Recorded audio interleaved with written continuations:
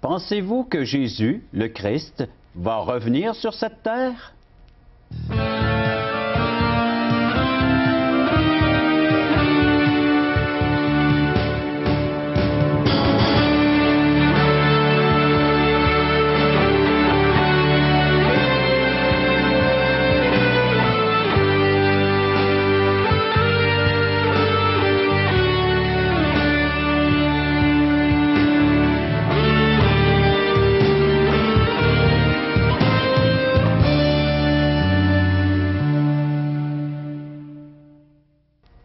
Chers amis, bonjour. Bienvenue à l'émission Parole vivante.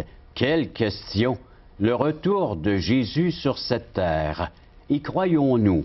Et quel effet aura ce rendez-vous divin où le Christ reviendra sur cette terre parmi les humains une seconde fois, une deuxième fois?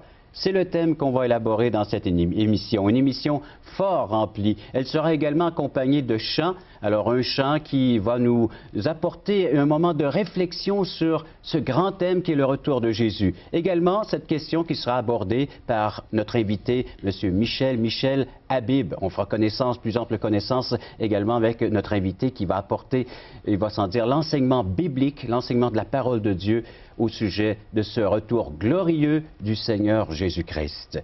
Pour l'instant, eh bien, nous allons vous inviter à nous écrire, à nous faire part de vos commentaires. Voici comment nous rejoindre.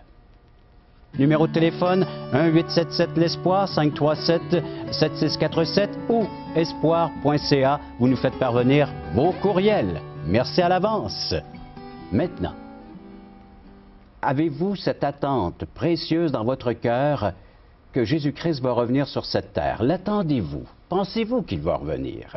Avec l'aide de notre invité, M. Michel Habib, nous allons répondre à cette question. Bonjour Michel. Bonjour Jean. Bienvenue à Parole vivante. Merci. Alors, Bible en main, tu vas pouvoir nous donner les réponses concernant cette promesse, cette prophétie. Les gens ont hâte d'entendre. Les prophéties, ça a toujours suscité un grand intérêt parmi la population, parmi les êtres humains. Comment est-ce que Dieu va accomplir ces choses qu'il a pourtant annoncées d'avance par la bouche de ses prophètes et par la bouche de ses apôtres et même par sa propre bouche? Tout à fait. Michel, tu es de quelle origine? Origine libanaise. Je suis né au Liban.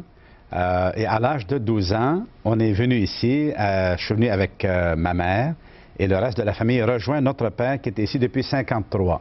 Alors, donc, je suis au Québec depuis 47 ans. On va y revenir sur ton témoignage un peu plus tard dans le cadre de cette émission, mais pour l'instant, depuis quand tu t'intéresses à la parole de Dieu et surtout aux prophéties de la Bible?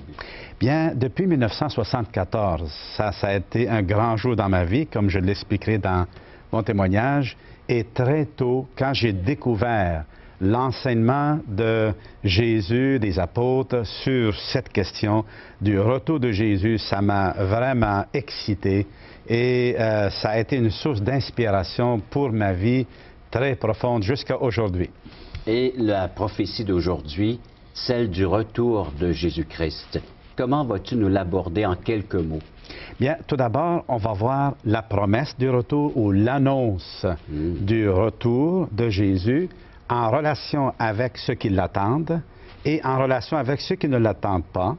Et aussi, dans la deuxième partie, en relation avec Jérusalem. Et on va essayer de voir, à partir des prophéties bibliques, est-ce qu'il y a des indices qu'on peut observer qui pointent vers au moins un début de réalisation de ces prophéties-là. Alors, on devrait tous avoir un grand intérêt parce qu'elles nous concernent tous. Absolument, surtout avec les événements qui se déroulent sous nos propres yeux. Ça va être vraiment extraordinaire et les observations qu'on fera seront à la portée de tout le monde. Merci Michel. Alors, donc, restez là et on vous revient avec la réponse à cette grande question au sujet du retour de Jésus, le Christ, le Sauveur. Parole vivante vous invite à participer à l'un des nombreux merveilleux déjeuners de l'espoir.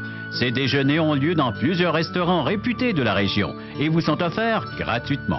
Venez entendre le témoignage d'une vie transformée par la puissance de Dieu. Pour connaître les détails concernant l'endroit, la date et l'heure pour votre région, composez le 1-877-537-7647 ou notre site web www.espoir.ca.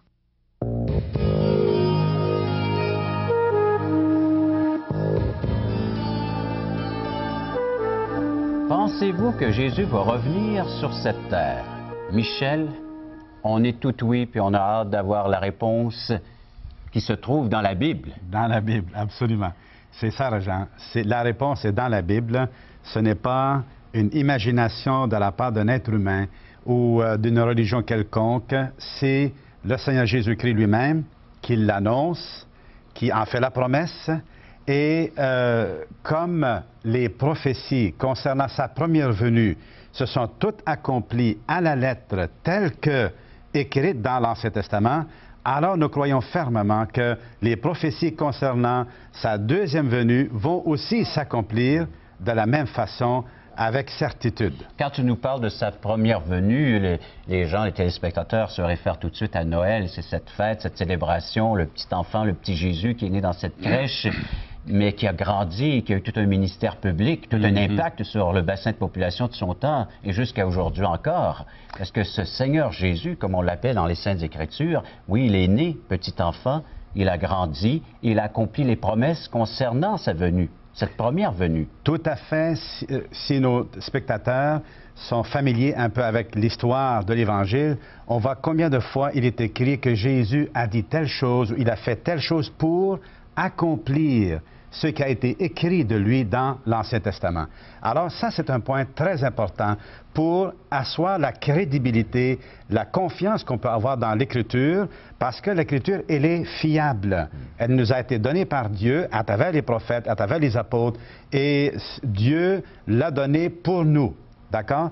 Et il est écrit que Jésus est mort, qu'il est ressuscité, qu'il est monté au ciel, et qu'il est assis à la droite de Dieu en attendant qu'il puisse revenir un jour que lui seul saura quand ça va être.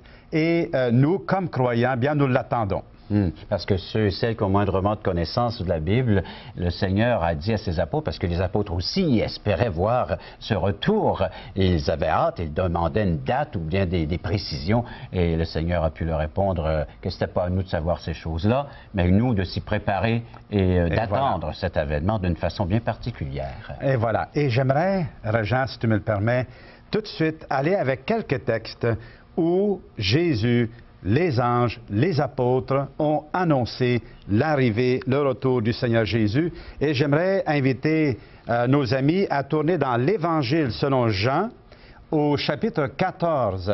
Et nous le faisons d'une façon régulière. On invite nos amis à avoir une Bible. Elle est à la portée de tous et chacun. Alors pourquoi ne pas vous procurer une Bible, un Nouveau Testament, et ensemble, chaque fois que nous avons ce rendez-vous avec la parole vivante, c'est l'émission, de regarder ces vérités ensemble, de chercher ensemble. C'est magnifique. Moi, quand je suis venu au Seigneur, une des choses que j'ai découvert, c'est que j'avais accès, moi, personnellement, à l'enseignement du Seigneur. Alors, voici ce qui est écrit. Juste avant que Jésus n'aille à la croix et qu'il meure, qu'il donne sa vie, il a dit quelque chose à ses disciples qui étaient un peu découragés. Il leur a dit que votre cœur ne se trouble pas. Ayez foi en Dieu, ayez aussi foi en moi. Dans la maison de mon Père, il y a beaucoup de demeures. Si ce n'était pas vrai, je vous l'aurais dit. En effet, je vais vous préparer une place. Et lorsque je vous aurai préparé une place, je reviendrai. Et je vous prendrai avec moi, afin que vous soyez là où moi je suis. Ça, c'est extraordinaire, Régent. Jésus a dit à ses disciples, pour les encourager, il leur a dit, je reviendrai. Alors, est-ce que le Seigneur était sérieux dans ce qu'il a dit? Ou est-ce qu'il a dit ça, juste une parole comme ça, sans avoir l'intention de l'accomplir? Tu le dis si bien, Michel, c'est une promesse qui s'adresse à son groupe intime, aux siens, à ses disciples, à ceux qui ont fait le choix de marcher avec lui, de le suivre dans son enseignement. Je vais vous préparer une place. Je vais vous préparer une place. Et il dit, je vais revenir pour que vous soyez avec moi.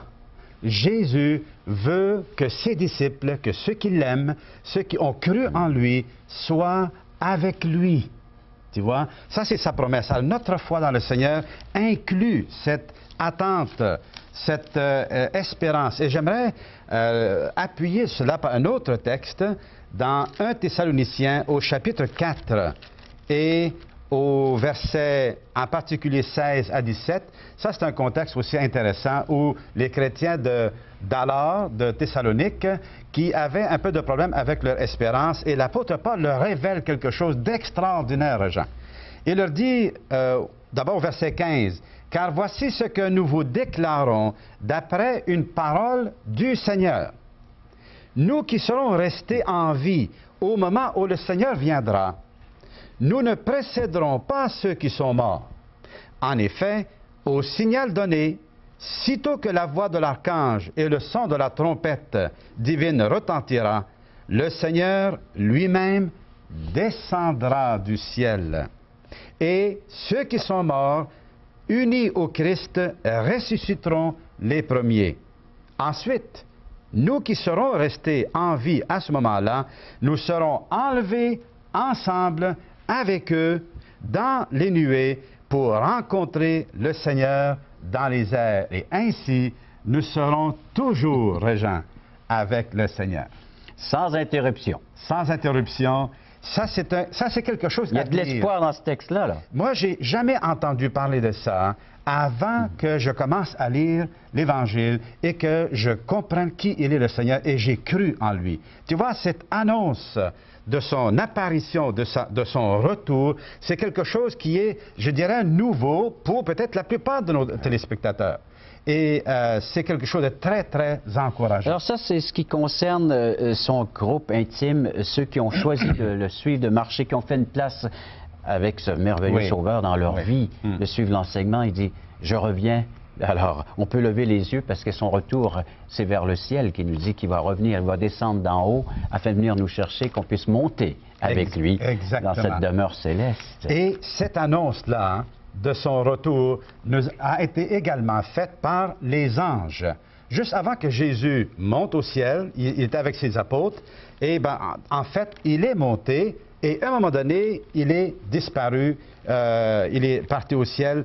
Et là, les apôtres étaient là en attendant, toujours les regards fixés vers le ciel. Et là, les anges ont apparu et ont dit aux apôtres, « Hommes de Galilée, pourquoi restez-vous ainsi à regarder le ciel?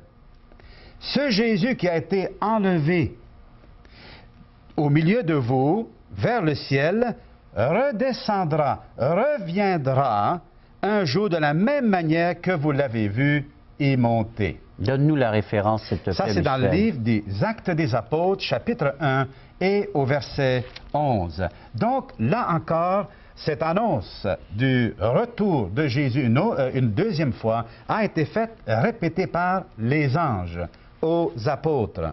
Et est-ce que Jésus maintenant va venir en cachette? Est-ce qu'il va... et dans quel contexte est-ce qu'il va venir? Parce qu'il y a des sectes, j'ai déjà lu ça dans un journal dans les années 80, où on disait « Le Christ est ici ». Une annonce dans le journal les qui est pages apparue. pleines, nous aussi, dans nos journaux, ici, dans la région de Québec, on a vu et là, il disait ce genre de renseignements, d'informations. Il vient en cachette, il va dans les déserts, etc. Personne ne va le voir, sauf un certain jour. Eh bien, l'Écriture dit ça différemment. Lorsque Jésus reviendra, et je peux vous encourager à tourner dans l'Évangile de Matthieu et au chapitre 24, au chapitre 24. Alors, c'est le premier livre du Nouveau Testament, l'Évangile selon Matthieu, chapitre 24. 24. Et dans un contexte de signes annonciateurs qui vont précéder le retour de Jésus, voici ce que le Seigneur Jésus dit au verset 23. « Si quelqu'un vous dit alors, lorsque tous ces événements, les guerres, les bruits de guerre, la confusion, l'apostasie, l'abandon de la foi, tout ça, ça va arriver. » Il dit, si dans ce contexte-là, quelqu'un vous dit, alors, voyez, le Christ est ici, ou il est là, ne le croyez pas. De faux Christ surgiront, ainsi que de faux prophètes. Ils produiront des signes extraordinaires et des prodiges au point de tromper, si c'était possible, ceux que Dieu a choisis. Voilà, je vous ai prévenu à l'avance. Si l'on vous dit, regardez, il est dans le désert. Hein? N'y allez pas. N'y allez pas. N'y allez pas. Si l'on prétend, il se cache à quelque endroit secret. Ne croyez pas. En effet, quand le Fils de l'homme viendra, ce sera comme l'éclair. qui jaillit du levant et illumine tout jusqu'au couchant. Où que ce soit le cadavre, là s'assembleront les vautours. Ce que nous apprend ici Jésus, Régent, c'est que pour ne pas être trompé, parce qu'il va y avoir des faux prophètes, des faux docteurs, des faux Christ, qui vont faire des miracles, des signes extraordinaires. Et on va dire, « Hey, regarde-moi ça, c'est fort! » On va être impressionné par la performance. Mais Jésus a dit, attention, non, non, non, non, non, c'est pas moi ça, OK? Je ne vais pas venir de cette façon-là. Et le Seigneur nous dit, comment est-ce qu'il va venir? Il va venir de manière que tout œil le verra, nous dit Apocalypse chapitre 1 et au verset 7. Regardez aussi le verset 30, qu'est-ce qu'il dit? C'est alors que le signe du Fils de l'homme apparaîtra dans le ciel. On ne sait pas exactement c'est quoi ce signe-là, mais il va apparaître dans le ciel. Alors tous les peuples de la terre se lamenteront, ils verront le Fils de l'homme venir sur les nuées du ciel avec beaucoup de puissance et de gloire. Tu viens de nous citer Matthieu 24, verset 30. Verset 30. Bien, Régent, ça c'est quelque chose de vraiment important qui déjà va être pratique pour nous et pour nos téléspectateurs de comment identifier le Christ, le vrai du faux. Alors nous le verrons tel qu'il était ici-bas sur cette terre. Nous le verrons avec ses plaies.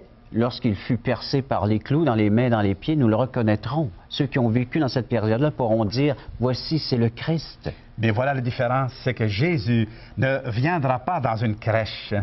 Il va venir avec gloire. Le Les yeux roi. vont s'ouvrir comme le roi des rois. Il va venir avec majesté, avec son autorité de fils de Dieu établie pour sauver et pour juger En les hommes. 30 secondes, Michel, comment peut-on s'y préparer à cette seconde venue? La seule façon de se préparer, Régent, c'est, tout d'abord, si nous ne connaissons pas le Seigneur Jésus, si on n'est pas encore de sa gaine, de ceux qui l'aiment et de ses l'attendent, intimes, de ses disciples. alors le Seigneur Jésus veut de tout son cœur avoir tout le monde avec lui. Et il nous appelle à nous repentir de nos péchés. Ça veut dire de reconnaître que nous avons péché et de mettre notre confiance en lui parce que lui, à la croix, il est mort pour nos péchés et il veut nous avoir avec lui. Michel, merci beaucoup. Alors, si vous faites ce choix de croire à cette première venue, vous serez prêt pour la seconde venue, qu'il est venu pour porter nos péchés et payer notre dette que nous avions envers Dieu. On va écouter un chant de la famille Ouellette et vous allez voir que nous ne sommes que des pèlerins sur cette terre. Une fois qu'on a reçu le Christ dans notre cœur comme sauveur, on est des étrangers, on devient des citoyens célestes, la demeure céleste. Écoutons attentivement ces paroles.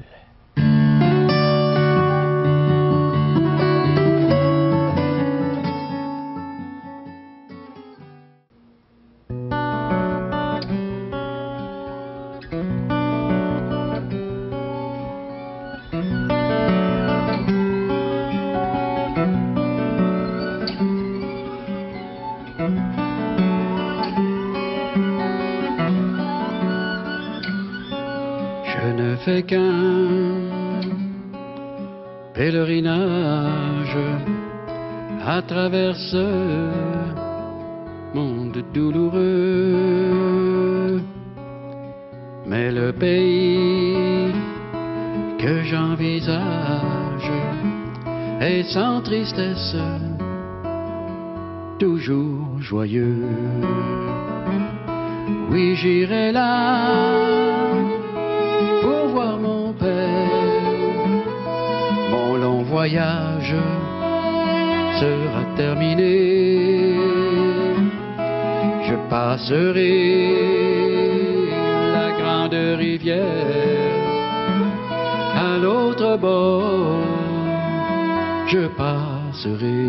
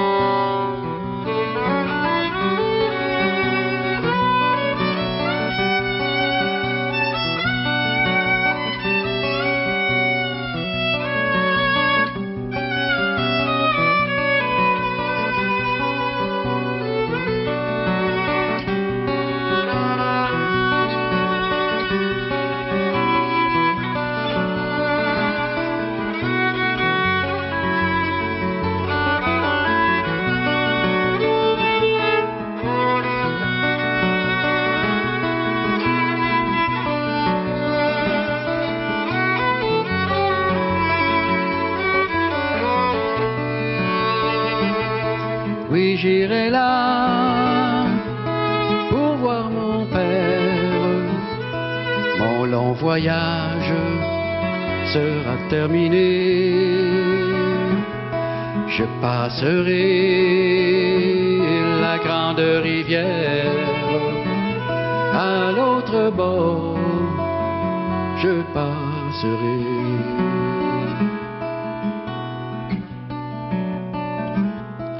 Mon corps sera couché paisible. Je serai enfin libéré. Je lâcherai ma croix pénible. Une couronne me sera donnée.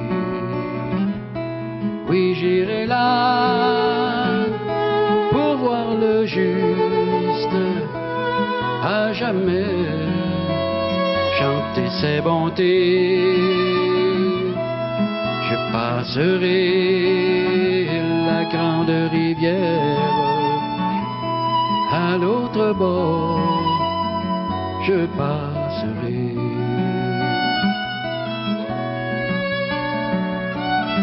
Je passerai.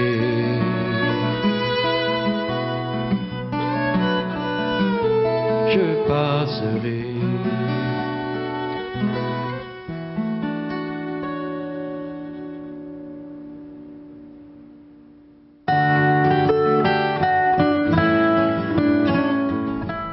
Chers amis, faisons de plus ample connaissance avec notre invité, Michel, en quelques minutes. Courte histoire, mais raconte-nous-la. Comment tu es venu à la connaissance de ce cher et bien-aimé Sauveur Jésus? Bien, personnellement, j'ai eu beaucoup d'influence de la part de ma mère qui croyait en Dieu, qui croyait en Jésus-Christ et qui lisait constamment la Bible, la parole de Dieu. Elle la connaissait quasiment par cœur. Alors, quand on est arrivé ici au Canada, un jour, j'étais à cette île et il y a un monsieur qui m'a posé une question. Il dit, « Monsieur, êtes-vous sauvé? » Je lui ai dit, « Sauvé? De qui? De quoi? » Alors, voyant que je n'ai pas compris, il dit, « Si vous mourrez ce soir, êtes-vous certain d'aller au ciel? » Ça m'a paru étrange. On ne m'a jamais posé une telle question. Je ne me suis jamais posé cette question-là. On m'a toujours dit que, bon, si je faisais plus de bien que de mal, je vais aller au ciel, mais si je fais plus de mal que de bien, je vais aller en enfer. Ah, mais comment ça va? Où est-ce qu'on est rendu dans le décompte, là? Et alors, surtout concernant l'assurance d'aller au ciel. Et l'assurance d'aller au ciel. Alors, j'étais quand même quelqu'un qui croyait en Dieu, mais j'étais confus parce que j'ai quand même été élevé un peu dans 3 religions différentes. Donc, j'étais vraiment confus de ce côté-là. Je me disais, mais comment ça se fait que toutes ces églises-là parlent de Dieu, mais ils ne disent pas la même chose? J'étais troublé un peu. Alors, je me disais, ah ben, je suis chrétien, sans savoir tout ce que ça voulait dire, et c'est comme ça que j'étais abordé. Alors, quand j'ai dit à ce monsieur-là, ben oui, mais non, je ne suis pas sûr, il n'y a personne qui peut être vraiment sûr, mais j'essaie de faire le bien, j'essaie de faire ci, j'essaie de faire ça, et j'étais impliqué. Ce que tes parents et la religion t'avaient enseigné. M'avaient enseigné, et au-delà des choses que j'ai développées moi-même, j'aimais faire le bien aux gens, j'étais comme ça, et mais là, ce monsieur-là me dit, savez-vous, toutes ces choses-là ne vous mèneront pas au ciel. Alors, j'ai pas trop aimé ça. C'est comme si je lui donnais... Même avec 3 religions. Même 3 religions, même avec tout le bien que je faisais, avec la Croix-Rouge, avec différents mouvements sociaux comme ça, là. Alors, plus tard, j'ai invité cet homme-là avec des amis et je me suis dit à moi-même, je vais croire qu'est-ce que je vais voir. Et ils ont ouvert la Bible et un des premiers textes qui m'ont fait lire, j'ai lu, c'est « Il n'y a point de juste, pas même un seul ». Ça m'a vraiment troublé. Comment ça je dis « Il n'y a pas de juste, pas même un seul ». Puis moi, alors, puis un tel que je connais, j'ai quand même plein de gens qui sont... Mais j'ai compris que Dieu, selon ses standards à lui, ben, il considérait qu'il n'y avait pas de juste. Et les autres textes, tous ont péché, sont privés de la gloire de Dieu, et le salaire du péché, c'est la mort. Ça m'a troublé, j'ai lutté avec tous ces textes-là, et ma question était, qui a raison, moi ou la Bible, ou bien Dieu qui a raison? Finalement, je me suis dit, non, Dieu ne peut pas mentir. En ce jour-là, Régent, j'ai compris comme jamais auparavant la signification véritable de la croix, de Noël, de Pâques. Pourquoi Jésus est mort sur la croix? Oui, on le savait comme ça, là, mais de le réaliser pleinement, j'ai compris en lisant l'Évangile. Et ce jour-là, j'ai mis ma confiance dans le Seigneur Jésus. J'ai admis que c'est moi qui me trompais. C'est pas Dieu qui fait des erreurs, c'est moi. J'ai péché. Je me suis vraiment repenti. J'ai cru en Dieu. J'ai cru dans la parole de Dieu telle qu'elle a été écrite. Ça a été le plus grand jour de ma vie, Régent, jusqu'à aujourd'hui. Et Dieu a transformé ma vie et je suis devenu un pasteur maintenant, un prédicateur de la parole de Dieu. Et maintenant, l'assurance d'avoir une place au ciel, que le Seigneur va revenir te chercher. Tu fais parmi des siens. Je rends grâce à Dieu. Merci, Michel. Alors, je vous invite à nous faire part de vos commentaires sur cette émission à espoir.ca, via courriel, ou bien en téléphonant, numéro de téléphone en 877-l'Espoir, en 877-537-7647. Et vous êtes invité à participer à un souper de l'Espoir qui aura lieu le 10 décembre prochain à 18h à la salle La Sablière à Beauport. Alors, merci encore une fois d'avoir été là. À la prochaine. Au revoir.